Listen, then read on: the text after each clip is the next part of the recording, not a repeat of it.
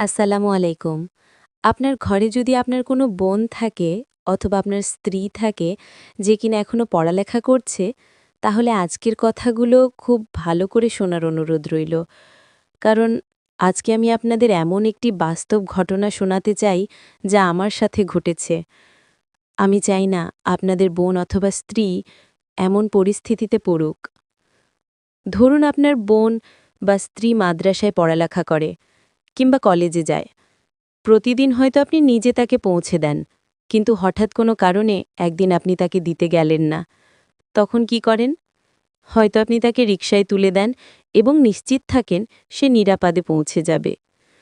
রিকশা মাদ্রাসের গেটে থামবে, সে নেমে ক্লাসে যাবে, আর ছুটি হলে আবার রিকশা নিয়ে সোজা বাসায় চলে আসবে।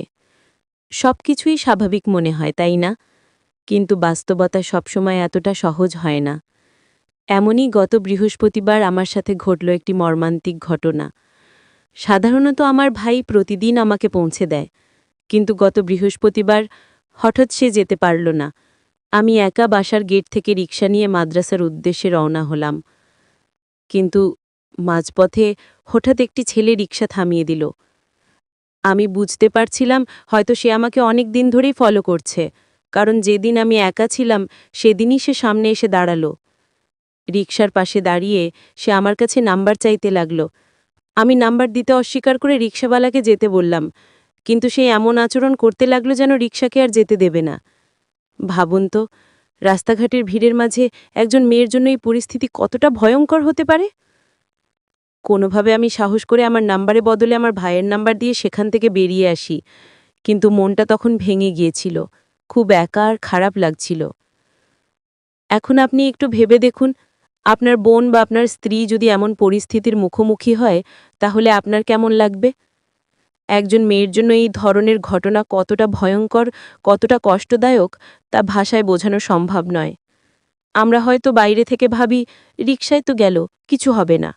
কিন্তু সত্য হল, রাস্তার প্রতিটি কোণে, প্রতিটি মুহূর্তে মেয়েদের জন্য নিরাপত্তাহীনতা লুকিয়ে আছে। ভাই ও বোনেরা, আমাদের সবার দায়িত্ব আমাদের ঘরের মেয়েদের নিরাপত্তা নিশ্চিত করা। তাদের একা পাঠানোর আগে ভেবে দেখুন কোথাও কোনো ঝুঁকি আছে কিনা। আর সমাজের প্রতিটি ছেলেকেও বুঝতে হবে, একজন মেয়েকে কষ্ট দিয়ে কখনো পুরুষ হওয়া যায় না, বরং সেটা হলো কাপুরুষতার কাজ। আজকের এই ঘটনা আপনাদের সাথে শেয়ার করলাম এই জন্যই, যাতে আমরা সবাই সচেতন হই, দায়িত্ববান হই, আর আমাদের বোন মেয়েদের নিরাপত্তাকে সর্বোচ্চ গুরুত্ব দিই। আল্লাহ আমাদের সমাজকে হেফাজত করুন, আমাদের ঘরের মেয়েদের সুরক্ষিত রাখুন। আমিন।